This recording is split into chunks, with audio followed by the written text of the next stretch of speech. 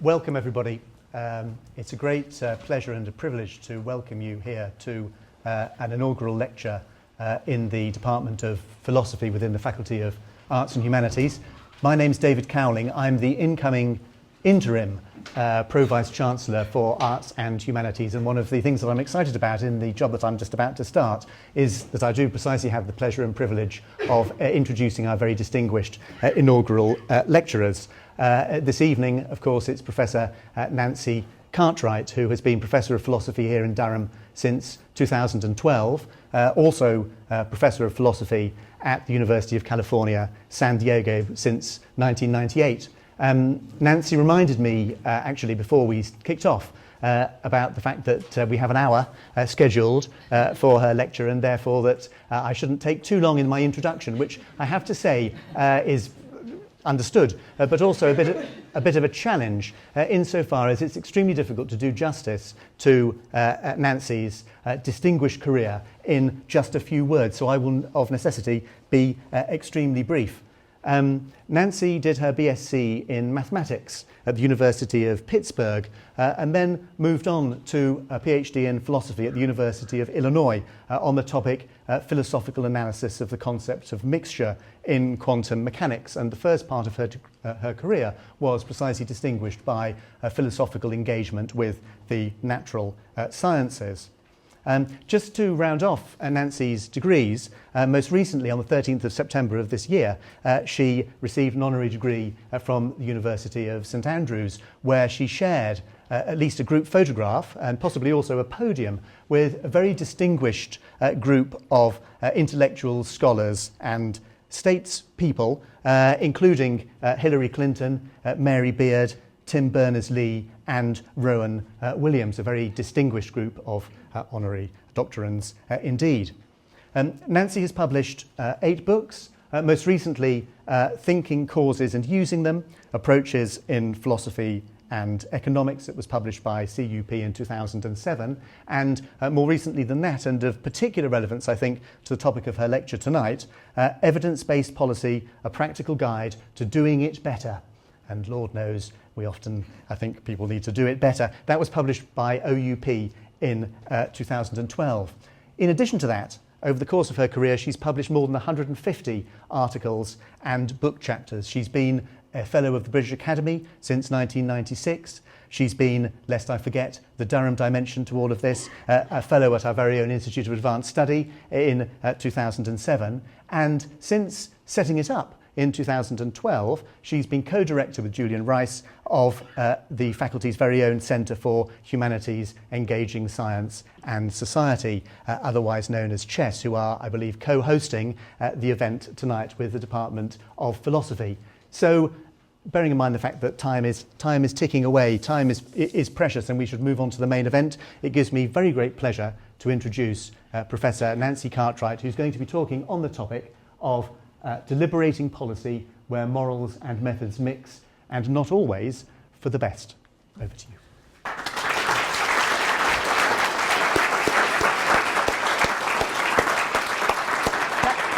Thank you very much. I'm very proud to be giving an inaugural lecture as a professor at Durham, and I'm especially delighted to be doing it here at St Mary's, which is my Durham home and which has made me feel very at home, both the department and St Mary's here at Durham.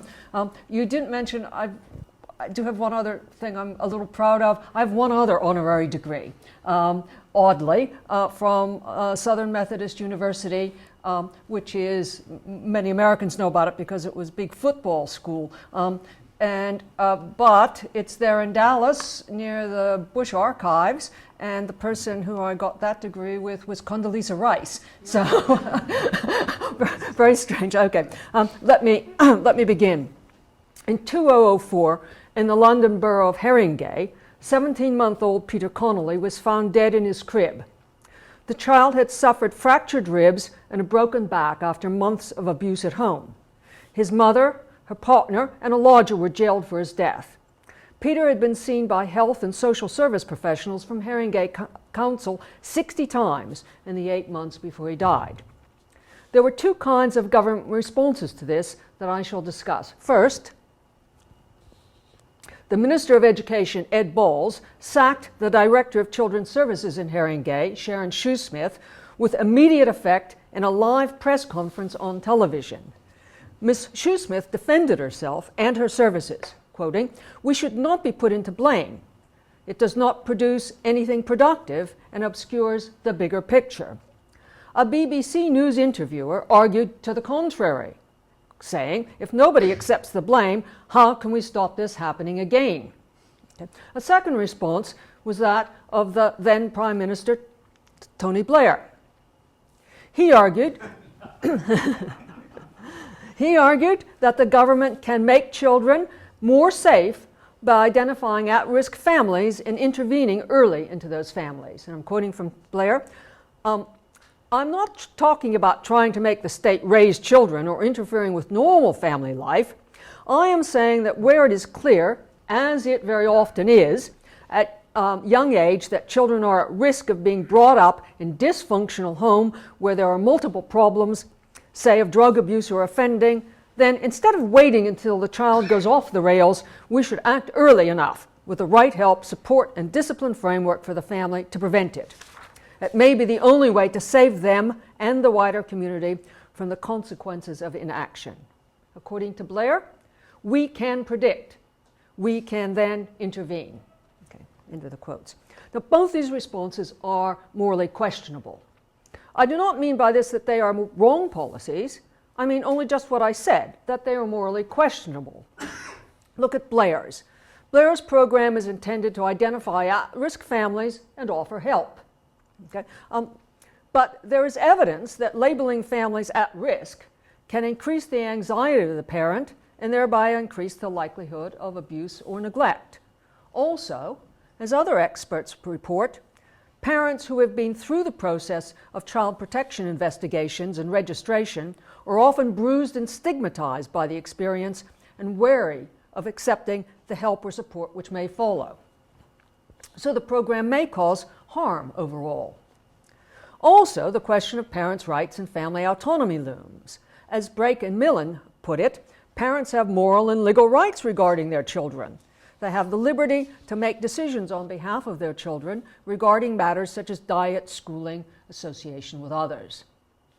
Also, as others argue, the government acts paternalistically when it, quote, aims to take over or control what is properly within the individual's own legitimate domain of judgment or action.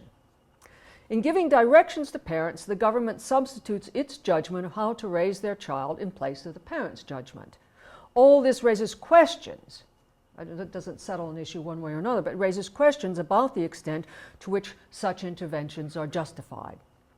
Now, as to blame, which is the Ed Balls and the BBC interviewer's reaction, blame is retributive, it's often vindictive, it attacks the moral character of the culprit, not the deed, it vilifies the culprit, and as Gareth Williams explains, there's clear evidence from social psychology, I'm quoting him here, sorry, that blame is frequently and inappropriately attributed to the free choices of individuals in modern Western societies, tending to overestimate the extent to which people's behavior is due to internal dispositional factors and to underestimate the role of situational factors.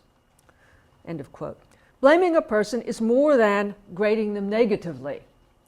Blaming them is to make them the object of negative emotions, resentment, indignation,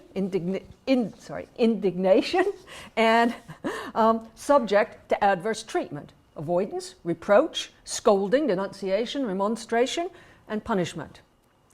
We can listen to a later BBC interview to see some of the effects of blame in the case of Peter Connelly. Oops. Okay, so what's happened to the... There it is. Did you find, because many people think it was very personal, there wasn't a vilification, if you like, the word is being used. How was it on the receiving end of that? It was horrific. It was frightening. I was terrified. I had death threats. I mean, of course, I was afraid on the streets of London. And it wasn't just me and my imagination, you know, the police were advising me, you know, that I was probably at risk. And when people begin to take photographs of you on the trains, on the buses, and point you out, and you know, start to shout, "That's that woman," you're fearful of where that can go. Okay, now here's a case from the US. Psychologist Robert Hare developed a test to identify characteristics of psychopaths, like lack of empathy, lack of remorse, lack of guilt. One study, we're not ready for that slide yet. There's no slide for the Hare story. One study in which the test was administered to prisoners found that those who did not have the characteristics identified by Hare were reconvicted of a crime within 5 years, about a quarter of the time. Those who did have the characteristics, the figure is about 80%. Now, once this study was released, parole boards across the US and Canada began using Hare's test. In several states, parole boards are even mandated by law to do so.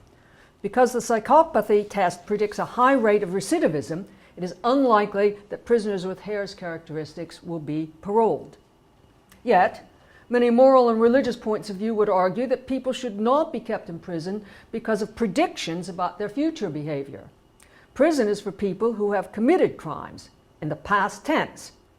Those up for parole have served the minimum sentence for their crime. Yet for those prisoners with Hare's characteristics, other considerations favoring their release on parole are overridden by the results associating those characteristics with a high recidivism rate. So then here's another example, another US example, reported last winter on the front page of the New York Times. In an effort to cut down on robbery, the New York City police are aggressively intervening in the lives of young people. As they describe it, they aim to make them radioactive and thus isolate them from their friends. Now, which young people? Okay. Those destined for trouble and most likely to commit crimes.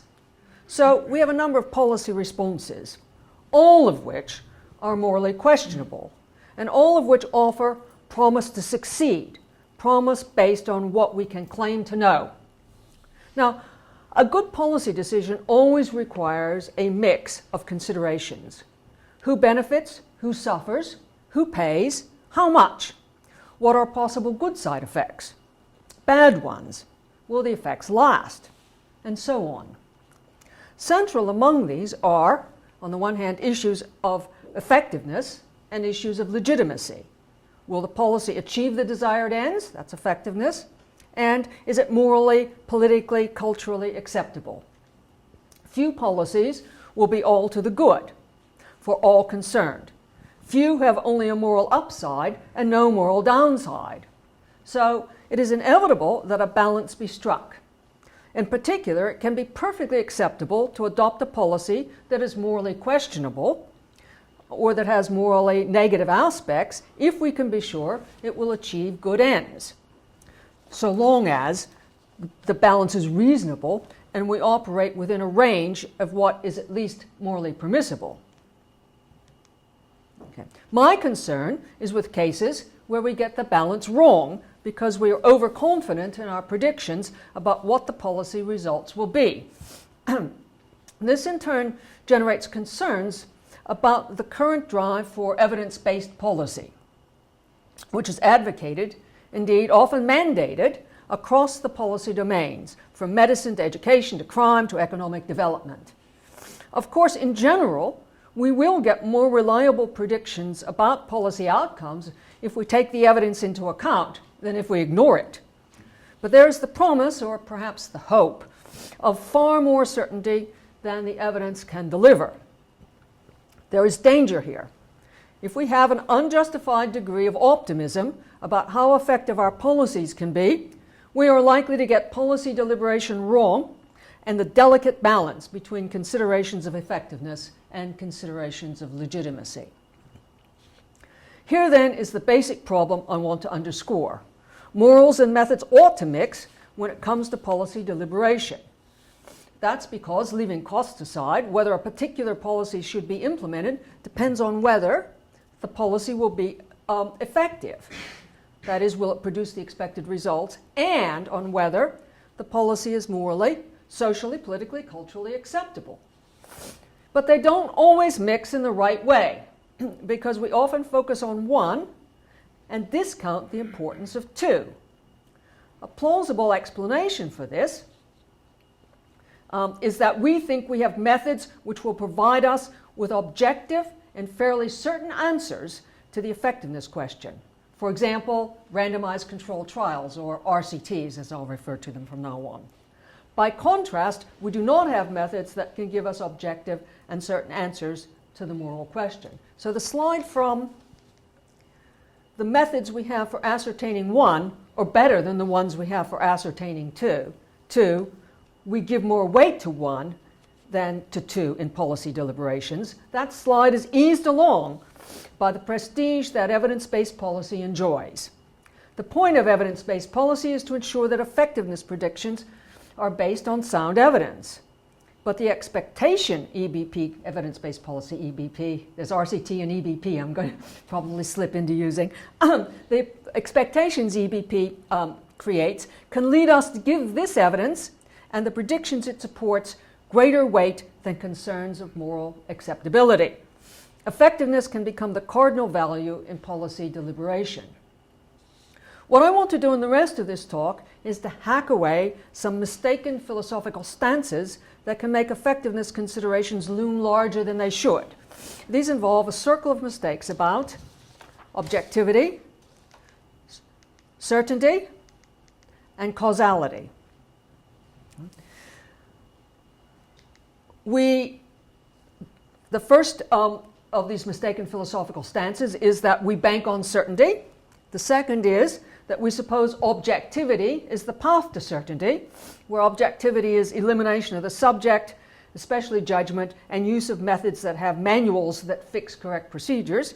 And thirdly, we assume that causality is linear and that it is God-given. EBP champions objectivity and certainty in policy deliberation. It insists that for policy prediction, we rely on objective methods like RCTs that can provide certainty. In the ideal, RCTs can clinch causal claims, and they can do so without much intrusion of subjective judgment. Now, from this position, we slide easily into our third problematic assumption, that causality is linear and God-given. So we okay. Look at linearity first. The slide is easy here, and easy not to notice. That's because if you look through the lens of RCTs, complex causal webs get projected onto a line. So here's a picture of the causal process as the RCT tells it. There are two different senses of linear involved in this image, and we tend to suppose both. So first, the first sense of linear that's bad, what we label the cause, the policy whose results we aim to predict, or the actions we want to blame for a disastrous outcome, what we label the cause is seldom enough on its own to produce the effect in question. It needs help. Generally, a whole team of support factors must act together with a highlighted cause, or no contribution to the effect will be produced. Epidemiologists illustrate this with what they call causal pie diagrams. And here's an example based on the work of Harris Cooper on the effectiveness of homework. Jeremy Hardy and I refer to these not as causal pies, as the epidemiologists do, but rather as causal pancakes. To make pancakes, you need flour, milk, eggs, and baking powder. And you need all of them if you are to get a pancake at all. With just 3 of the 4 ingredients, you don't get 3/4 of a pancake, you just don't get a pancake. Okay. Similarly, for the ingredients in the causal cake diagrams, all the ingredients are required together or you do not get the expected level of effect. The cake diagrams make vivid a crucial point, but they also make it look too simple. For most policies, the connection between cause and effect is not immediate. There's a long chain of steps in between. Each one has to occur at the appropriate time to lead on to the next. Consider this diagram for the nurse-family partnership. You won't be able to it's the shape of the diagram. You won't be able to read the boxes. Okay. Already this picture is more complicated than my simple domino image, since the policy initiates not just a single causal chain, but three. Okay. 1, 2, 3. So the policy initiates three causal chains, but three different policy actions that lead by interwoven chains of intermediate effects to the targeted outcomes. Here, less child abuse and fewer young people arrested. Focus on the bottom line. Okay. So there's the bottom line, okay, which looks like a straightforward linear sequence. To describe it thus is to miss the point about support factors in causal cakes. What we label the cause typically cannot produce the effect on its own, but needs a whole team of factors to help. That's going to be true for each step in this causal sequence. That's not just one causal cake here, but a different causal cake for each step. If we want to identify the support team necessary for the initial nurse-family partnership causes to produce the targeted outcomes, we have to gather all the members. Oopsie, sorry. So you have to gather all of the, I'm not getting much pointing here. You have to gather all of those together, right, from each stage and graph them together in one huge causal cake. So if you use the causal cake diagrams, you smudge all of those together. So recall the point about causal cakes is that all their ingredients have to be in place or you don't get the effect. To the extent that any of the necessary ingredients is uncertain, so too is the final outcome. But look at our circle of problems. We bargain for certainty. The simple linear causal model makes this look a far better bargain than it generally is. So, we often expect results that can't be achieved, which leads to wasted money and effort and to heartbreak and dashed hopes. We don't work to put in place the support factors that can help make our policies work because we haven't noticed the need for them. We blame perfectly good policies for failing that could achieve better results in better circumstances. And we despair of doing anything because we cannot find the miracle cure-all. The linear model and the omission of support factors also predisposes us to focus efforts on eliminating harmful causes at the head of a sequence, like family drug and alcohol abuse, which can be a tall order. But it can be just as effective to remove support factors anywhere along the causal path.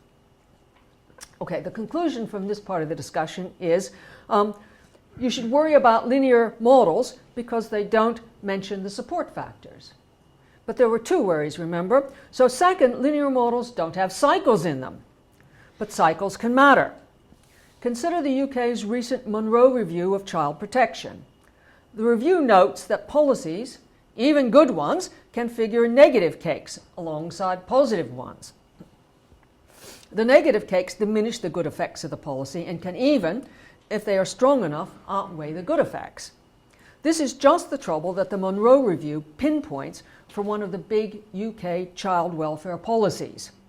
The policy was intended to improve welfare outcomes in children and young people. I'm going to show you a graph here, and CYP is children and young people. By providing stricter guidelines for what social workers must do in dealing with children and families, and by better monitoring of whether they're doing those. But this policy, the review argues, can have serious negative effects alongside the intended positive ones. How so? Through various negative feedback loops. So here's the diagram from the review. Two negative loops are pictured, R1 and R2. Both start in the same way. Increasing the amount of prescription imposed on social workers can reduce their sense of satisfaction and self-esteem.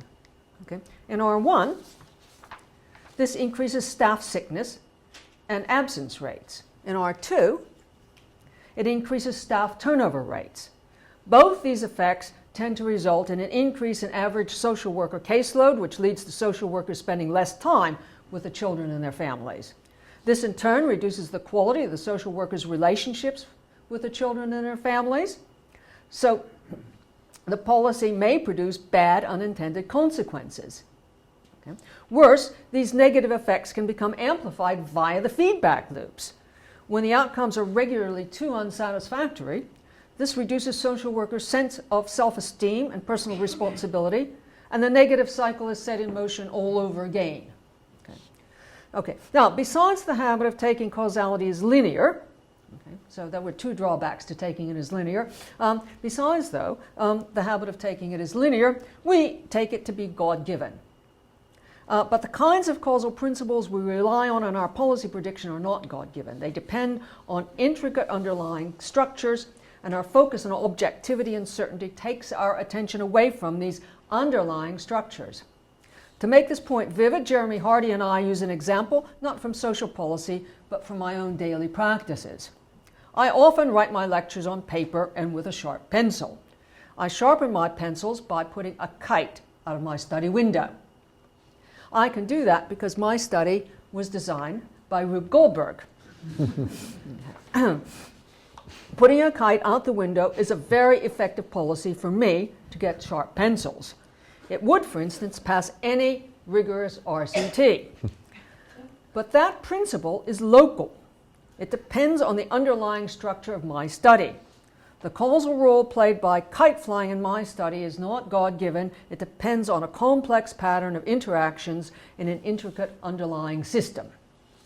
Of course, mine is not a typical social policy case. Social policies suppose principles like burnout causes turnover in child welfare service workers, or age does not, or apathetic futile mothers are more likely to maltreat their children. These are clearly not God-given either. And surely it is implausible to suppose that getting a good social regularity, as those are purported to be, depends less on the details of the underlying structure than getting regularities between pure physical quantities, as in my Rube Goldberg pencil sharpener. Note too, I'm not supposing that there are no human universals, that people in Bangladesh villages are essentially different from those in New York high-rises, nor across the 300 language groups in more than 50 non-indigenous communities who live in London. In fact, my Rube Goldberg example of a local causal principle works in just the opposite way, by relying on other causal principles that hold widely. The pencil sharpener depends on a number of fairly universal principles, from the laws of the lever and the pulley to the familiar fact that moths eat flannel. Okay, so that it relies on these fairly universal principles to ensure that the arrangement and interaction of the components result in the causal principle I use to sharpen my pencil. So the fact, if it is one, that there are a large number of universal truths about human behaviors, emotions and reactions, goes no way to showing that the kinds of causal principles we rely on in typical social policies will be anything other than very local.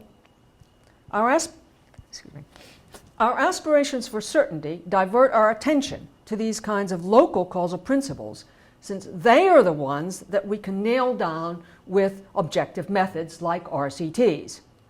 Flying kites in Cartwright's study sharpens pencils. We can nail that down with an RCT. Or, from JPAL, the MIT-based Jameel Poverty Action Lab, after a study in certain Indian villages, quote, informing villagers of poor teaching in their villages and raising awareness of accountability mechanisms has no impact on teacher attendance. Our efforts are taken away from the more difficult study of the underlying systems that make these causal principles possible or impossible. Now, when it comes to prediction, not to prediction but to evaluation, looking back to see what was responsible for an outcome, the focus on linear causal principles with their objective certifying methods leads to skewed views about human error and individual responsibility. As Eileen Monroe of the Monroe Review explains elsewhere, when a tragedy like the death of Peter Connelly occurs, the standard response is to hold an inquiry, looking in detail at the case and trying to get a picture of the causal sequence that ended in the child's death. We are tracing a chain of events back in time to understand how it happened. Chain of events, right? More, unlike the police investigation, which focuses on the perpetrators of the homicide, these inquiries focus primarily on how the professionals acted, judging them against the formal procedures for working with families and principles of good practice. Okay. So where does this backward tracing stop? As Monroe argues, and I'm quoting her again, the events that bring the investigation to a halt usually take the form of human error. Practitioners did not comply with procedures or lapsed from accepted standards of good practice. Okay. But as a UK Department of Health pamphlet explains, and I'm quoting from it, there are two ways of viewing human error: the person-centered approach and the systems approach. The person-centered approach focuses on the psychological precursors of error, such as inattention, forgetfulness, carelessness. Its associated countermeasures are aimed at individuals rather than situations, and these invariably fall within the control paradigm of management. Such controls include disciplinary measures, writing more procedures to guide individual behavior, or blaming, naming, and shaming, as we saw in the case of Peter Connelly with Ed Balls and the first BBC interviewer. The UK Department of Health notes, and I'm quoting again, aside from treating errors as moral issues, the person-centered approach isolates unsafe acts from their context, thus making it hard to uncover and eliminate recurrent error traps in the system. The systems approach, in contrast, takes a holistic stance on the issues of failure. It recognizes that many of the problems facing organizations are complex, ill-defined, and result from the interaction of a number of factors, just as in my Rube Goldberg pencil sharpener. Now, the same worry is studied in the U.S. National Academy of Sciences pamphlet, To Err is Human, Building a Safer Health System. I'm quoting from it now. The title of this report encapsulates its purpose. Human beings in all lines of work make errors. Errors can be prevented by designing systems that make it hard for people to do the wrong thing and easy for people to do the right thing.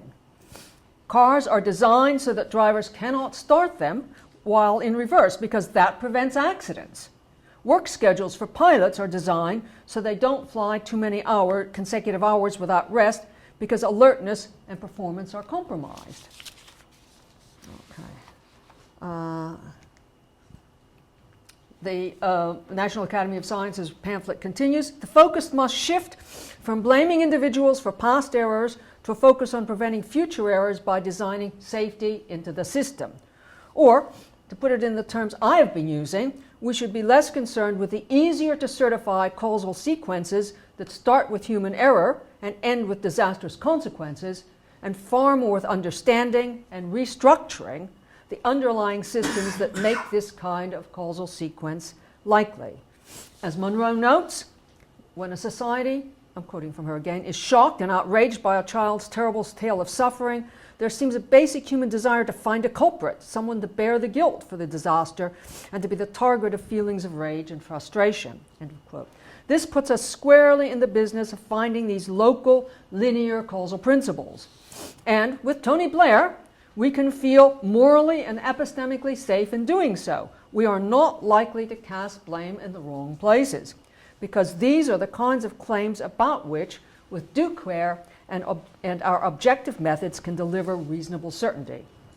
But the kinds of preventive measures this leads to, disciplinary actions, writing more procedures to guide individual behavior, or blaming, naming, and shaming, these measures are often unlikely to stop these kinds of sequences occurring. As Monroe urges, child protection is a systems problem.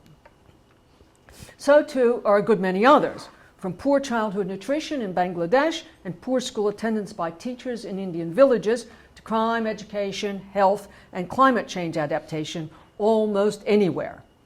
Our thirst for certainty and our admiration for methods that can be run by rules must not lead us to buy cheap knowledge that can't serve our needs. For a timely illustration of linear causal thinking in child protection, consider the serious case review into the death of Daniel Pelka, whom you've probably all been hearing about this recently. 4-year-old who died at the hands of his mother and stepfather in March 2012 in Coventry. His death provoked a massive outcry across the UK, in large part because, according to the Serious Case Review, commissioned by the Coventry Children's Safeguarding Board, the social workers, as well as teachers and police officers who had been in contact with Daniel and his family in the months leading up to his death, missed 26 opportunities to help Daniel. because the serious case review, it's SCR, I might slip into saying that too, sorry. Because the serious case review blames individuals, and it blames them for failing to behave in certain ways, the lessons it draws are about the ways those individuals should have behaved. In this case, the SCR ties differences in behavior to differences in attitudes towards available evidence. Lesson 15.4, for instance, states, domestic abuse is always a child protection issue and must always be approached with this as the mindset of the professionals. 15.3, professional optimism about a family and of their potentials to change must be supported by objective evidence, and that any contraindicators have been fully considered prior to any optimistic stance being taken. Now, these make it sound as if the social workers, teachers, doctors, and police officers involved looked at the evidence with rose-colored glasses, which I do not think the evidence reviewed in the SCR supports. This seems to be the view of Eileen Monroe as well, from her comment in a public interview that she can't claim she would have done better on the evidence that was available as described in the serious case review report. In the same vein, the SCR castigates the professionals involved. Professionals needed to think the unthinkable and to believe and act upon what they saw in front of them, rather than accept parental versions, believe and act on what they saw in front of them, okay? Rather than accept parental versions of what was happening at home without robust challenges. Much of the detail which emerged from later witness statements and the criminal trial about the level of abuse which Daniel suffered was completely unknown to the professionals who were in contact with the family at the time. That's from the serious case review itself. So, to my mind, blaming the professionals involved for failing to think the unthinkable in this way is odd. What they saw in front of them clearly wasn't that Daniel was being abused in horrific ways by his parents. For instance, the pediatrician was blamed for not including abuse as a likely diagnosis when a mother brings a child to him because she is concerned that the child is losing weight. But deliberate starvation as the cause is highly improbable, with any number of physical illnesses being more probable. The terrible details of Daniel's abuse only emerged after a full-blown criminal investigation which involved inter alia searching the house and the parents' cell phones. As the SCR itself reports, by contrast, the social workers had concrete evidence at the time that Daniel was not being abused by his parents. Now, besides the morally questionable aspects of placing heavy blame on individual social workers, the way the SCR assigns blame in the Daniel Pelka case seems to suppose that to prevent harmful outcomes like Daniel's death, we should turn the professionals involved, who are blamed for failing to detect abuse, into better and better detectors, where better means fewer false negatives, and aside, right, correlatively, more false positives, with more families subjected to nasty investigations and to losing their children at a lower level of evidence, and losing them to places we don't know what will happen to them. Now, from the evidence in the SCR itself, the Daniel Pelka case has the earmarks of a systems issue. It is the result of many minor flaws in practice, plus the basic incompleteness of information, rather than one devastating individual act. Each failure of each individual is just one of many, many ingredients in the causal cake that led to the failure to see how much danger Daniel was in. So it is not obvious that improving the detectors of abuse in that system is the best way to improve child welfare. Perhaps the better place to devote our attentions is to redesigning the system so it is easier to do it right and harder to do it wrong. Now, that discussion, right, recall, was all in the context of my worries about linear models of causation. My final worry about trusting that good objective methods can deliver high degrees of certainty is that these methods only deliver answers in the language in which we ask our questions. And that is often not the language in which the system under study operates. So very often we don't know what we are testing with these methods. In one sense, we do. We know all too well, and that is the problem. Our best objective methods for testing causal claims in the social sciences, like RCTs, require a precise characterization of both cause and effect. That's crucial to the study protocol. We must ensure that everyone in the treatment group gets the same treatment and that there are strict criteria for deciding whether the effect has occurred. Otherwise, the validity of the conclusion is impugned. This in turn means that treatment and effect descriptions are couched in fairly concrete operational terms. There's the rub. Excuse me. For policy prediction, we need causal principles that hold widely. But these kinds of principles often relate not concrete concepts of the kind operationalized in a good study, but far more abstract ones, like the concepts of lever and pulley that matter in my Rube Goldberg pencil sharpener. This kind of problem looms large for social policy because the same thing doesn't mean the same thing in different social settings. Consider the integrated nutrition program that provides nutrition education to mothers to improve the health of their infants. This program was a success in Tamil Nadu, but not in Bangladesh. According to the World Bank post hoc analysis, that's because in many rural Bangladeshi households, men do the shopping, not the mother, and the mother-in-law is in charge of the food distribution. And yet you're educating the mother, yeah? Okay. There was a generalizable cause producing improved infant health in Tamil Nadu. Okay, so the general cause is nutritional education of a person who is responsible for household food selection and who is responsible for food distribution and who holds the infant's welfare paramount in carrying out these responsibilities. Okay? So that's the generalizable cause, so far as we can figure out. The Tamil Nadu study asked not about this, but about mothers. And in Tamil Nadu, the description mothers does pick out a class of people with the requisite characteristics to improve infant health via nutritional education, but not in Bangladesh. If we wanted more generalizable results, we were asking a question in the wrong language. Now let me begin now to tie matters together. I have been criticizing three mistaken, mutually supporting philosophical stances that contribute to bad policy decisions.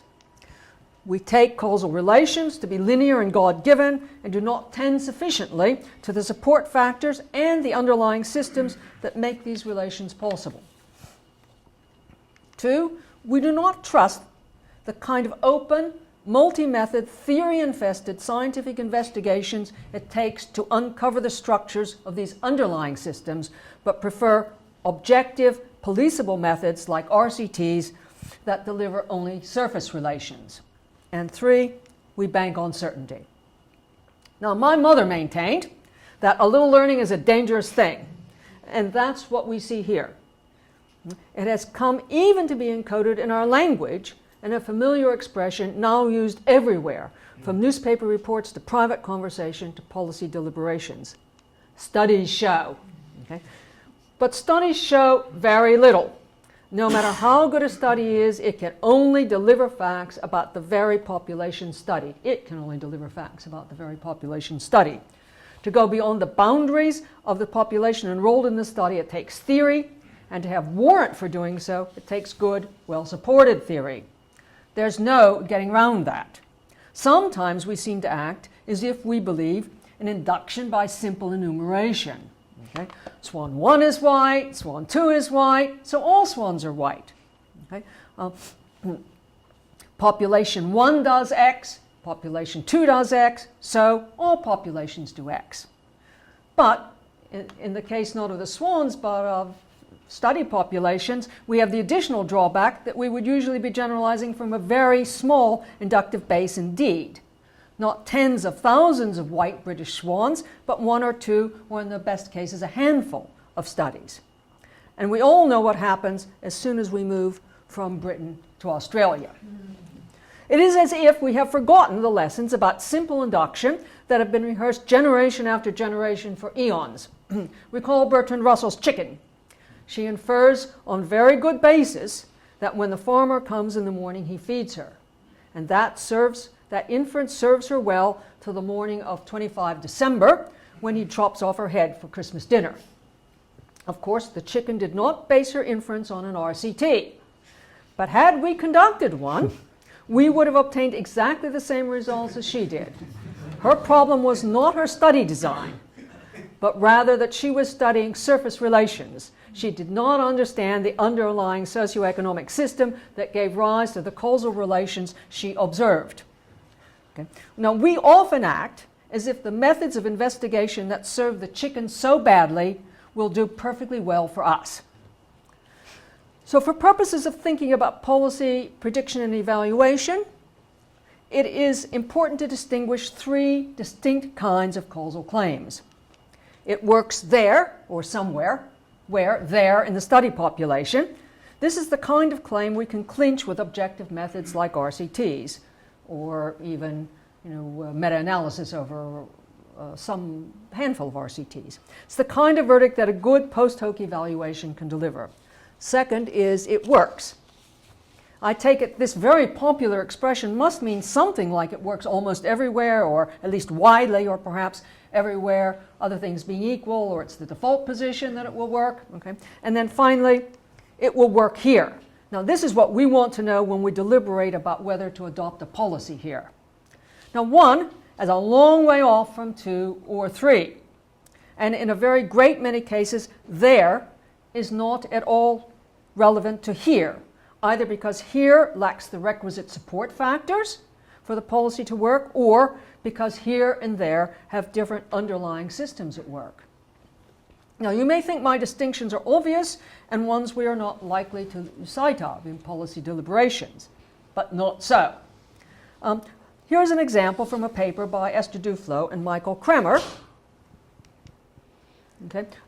who are part of a team of brilliant and dedicated development economists at the heart of what I mentioned earlier, JPAL, the MIT Center JAML Poverty Action Lab, and they are avid advocates of RCTs.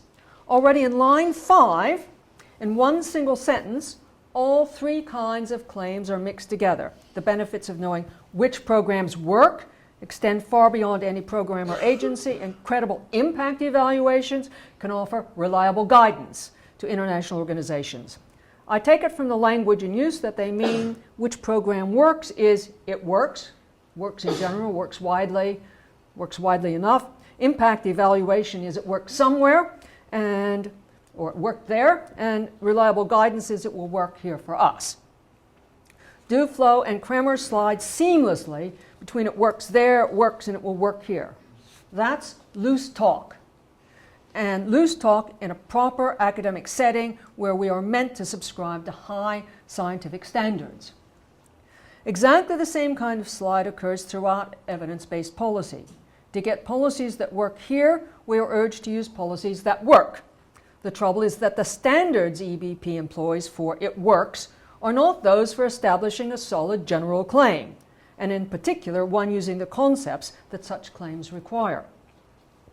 The standards adopted in EBP are fine for justifying that a policy works somewhere or a handful of somewheres, but not for showing it works, let alone it will work here. Now, before my very brief conclusion, I should like to recall where we started. I began with some policy prescriptions that may be all right, but certainly call for moral scrutiny. I worry that these prescriptions get false support from a set of dodgy views about certainty, objectivity, and causality. At the close, we have seen that these in turn are supported by the illicit conflation of distinct kinds of causal claims. To say, as Duflo does, and many others as well, that RCTs, quote, identify programs that, quote, can alleviate poverty is loose talk, conflating different kinds of causal claims and giving a false sense of certainty and a false pride that our predictions are objective. The same thing happens in child welfare, in crime prevention, education, and drug abuse. Now, we cannot afford to indulge in loose talk. We need to be clear exactly what it takes to provide reasonable confidence about our policy predictions. Otherwise, we bank too much on the result. We can let our optimism about policy outcomes outweigh our moral concerns, and disastrous consequences can ensue. I have just one sentence in conclusion. Now, as then, we must take seriously the World War II warning that loose talk can cost lives. Thank you.